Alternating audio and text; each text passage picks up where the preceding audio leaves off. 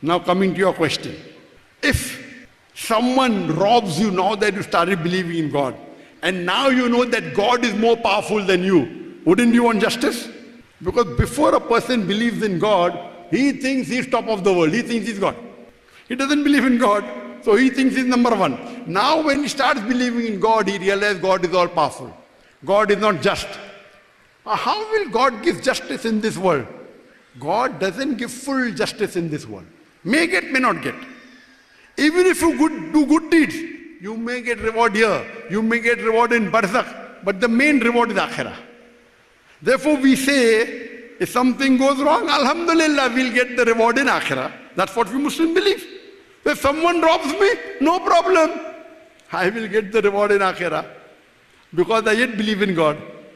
Now I'm asking you the question that if you're a logical human being, if you believe punishment only in this world, hypothetically, if you catch Hitler incinerated 6 million Jews, correct? Now hypothetically, if the police catches Hitler, what punishment can you give in this world, tell me? If you catch Hitler, who has incinerated 6 million Jews, what punishment can you give him? Burn him once, correct? What about the remaining 5,999,999? Is it justice? Is it justice? No. So some people who do such big crimes, like Hitler and mafia, even if you catch him, even if you torture him, even if you burn him, maximum one death. Allah says in the Quran in Surah Nisa, chapter 4, verse 56, as to those who reject our signs, we shall cast them in the hellfire, and as often as the skins are roasted, we will give them fresh skin so that you shall feel the pain. Today science tells us that the pain receptors are in the skin.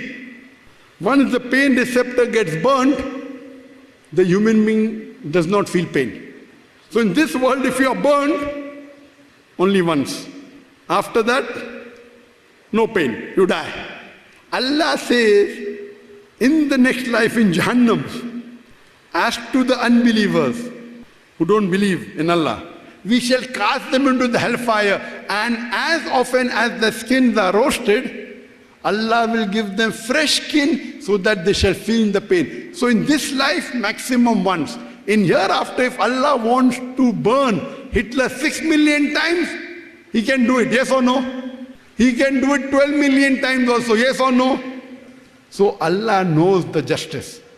So believing in one God is important, but without akhirah, it's not complete. Therefore, one of the pillars of Iman is believing in akhirah. Believing in Allah, believing in the books, believing in the angels, believing in the messengers, believing in akhirah, and believing in destiny. 6 pillars of Iman. So believing in akhirah is one of the pillars of Iman. Only believing in God is not sufficient. Correct? So even if you believe in God, unless you don't believe in akhirah, you cannot prove logically robbing is bad, cheating is bad, raping is bad. You rape a girl, you enjoy. What is wrong? Very good. Enjoy. Only way you can prove is wrong is by believing in akhirah. So besides believing in Allah, believing in akhirah is very important. Without that, you cannot prove robbing is bad, cheating is bad, raping is bad. You cannot. So Islam is a complete way of life.